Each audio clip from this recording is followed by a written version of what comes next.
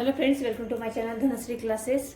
आजच्या या व्हिडिओमध्ये आपण मराठीचा जो सेकंड नंबरचा लेसन आहे तो इथे बघणार आहोत. डोळ्यांची किंमत. ठीक आहे, क्लास 8चा दुसरा हा लेसन आहे आणि लेसनचं नाव आहे डोळ्यांची किंमत. आता या लेसनमध्ये आपल्याला काय सांगितलेलं आहे की देवाने आपल्याला दिलेले जे शरीर आहे ते अमूल्य आहे, म्हणजे त्याचं कुठलाही मोल करता येत नाही. त्यातील प्रत्येक अवयवाचे महत्त्व आहे आणि शरीरातील एक जरी अवयव आपला नसला तरी आपल्या जीवनात अनेक संकटांचा आपल्याला सामना करावा लागतो. याच्याविषयीची माहिती आपल्याला या पाठामध्ये दिलेली आहे. ठीक आहे, तर आपण इथे लेसनला सुरुवात करूया. बघा, रात्री 10-11ची वेळ शहरात निजानीज झाली होती. निजानीज म्हणजे काय, तर रात्री सर्वजण झोपले होते, सर्व शांतता अशी झालेली होती. दिवसा गर्दी गोंगाटाने गजबजून गेलेले शहर आता शांत होते. दिवसभर जो गाड्यांचा आवाज असतो, माणसांचा जो आवाज आहे, किलबिलाट आहे, तो सर्व काय झाला आता शांत झालेला होता. अशा शांत वेळी शहरातील रिकाम्या रस्त्याने एक भिकारी मोठमोठ्याने ओरडत चाललेला होता. सगळीकडे एकदम शांतता पसरलेली होती. गाड्यांचे आवाज बंद झालेले होते. सर्व शहर जणू झोपलेलेच होतं आणि अशा या शांत वेळी या शहरातील या रस्त्यांवरती एक भिकारी जो होता तो मोठमोठ्याने ओरडत चालला होता. देवा, तू मला काही दिले नाहीस. मला राहायला घर नाही, अंगावर घालायला कपडे नाहीत, भरपूर खायला प्यायला नाही. देवा, तू माझ्यावर फार अन्याय केला आहेस रे. तो भिकारी काय म्हणत होता की देवा, तू मला काहीच दिले नाही. तू मला राहायला घर दिलं नाही, अंगावर घालायला कपडे दिले नाही, भरपूर खायला प्यायला दिलं नाही. देवा, तू माझ्यावर फार अन्याय केला आहेस. तेवढ्यात त्या गल्लीत एक सावकार राहत होता. लबाडी न करता सचोटीने व्यापारधंदा करून त्याने पुष्कळ पैसे कमवले होते. त्या गल्लीमध्ये कोण होतं, तर एक सावकार राहत होता आणि लबाडी न करता म्हणजे त्याने अगदी प्रामाणिकपणे सचोटीने एक वाक्यता ठेवत व्यापारधंदा केलेला होता आणि त्याने भरपूर असे पैसे मिळवलेले होते. त्यावेळी तो एका नामांकित गवयाचे गाणे ऐकत आपल्या दिवाणखान्यात बसलेला होता. त्यावेळेस तो काय आपल्या दिवाणखान्यात म्हणजे आपल्या हॉलमध्ये तो एक नामांकित गवयाचे म्हणजे गायकाचे गाणे ऐकत बसलेला होता. गाणे छान रंगले होते आणि तशात भिकाऱ्याचे ओरडणे त्याला ऐकू आले. गाण्यात रमलेले त्या सावकाराचे मन ते ओरडणे ऐकून कळवळले. गाण्यामध्ये तो एकदम मग्न झालेला होता आणि तेवढ्यात त्याला त्या भिकाऱ्याचा आवाज ऐकायला आला आणि त्याने हात वर करून म्हटले, गवई महाराज, माफ करा, थोडा वेळ गाणं थांबवा. आणि त्याने आपल्या नोकराला रस्त्यावर पाठवले.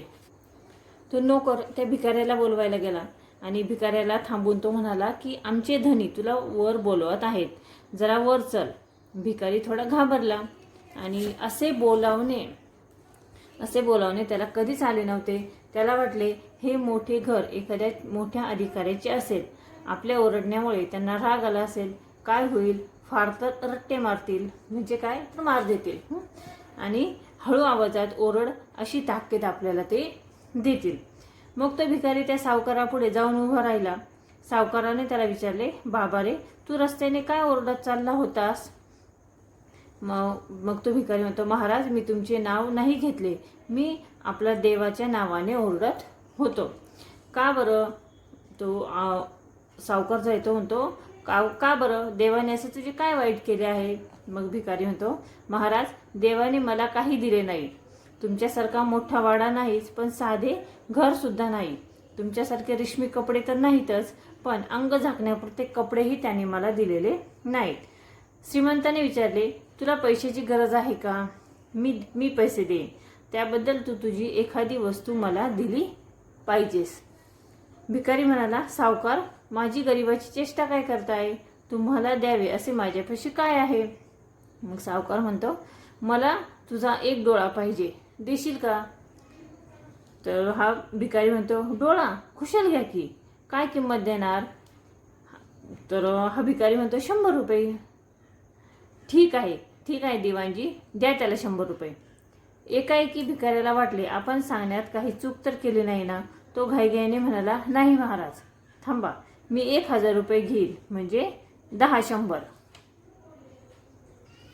मग तो सावकार म्हणतो, काही हरकत नाही देवांजी, त्याला 10 100 द्या. भिकारी गोंधळला. इतक्या लवकर सौदा ठरतो आहे तेव्हा आपण फारच कमी किंमत मागतोय. 10 100 काही डोळ्यांची खरी किंमत नसावी असे त्याला वाटले. भिकारी परत म्हणतो, महाराज मी 10,000 घेईल. तो म्हणतो ठीक आहे, दिवाणजी याला 10,000 रुपये द्या. आता मात्र भिकारी फार गोंधळला.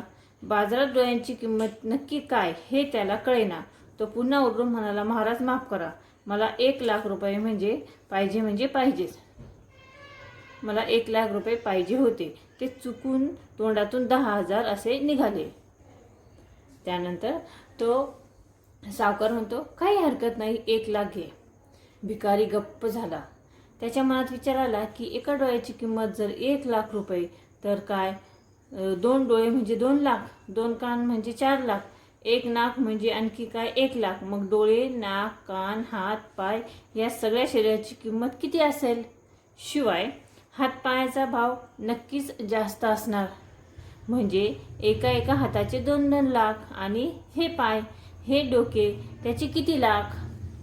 त्यानंतर भिकाऱ्याला हिशोब जमेना. किती लाखांचे हे शरीर आहे हे त्याला नक्की समजेना.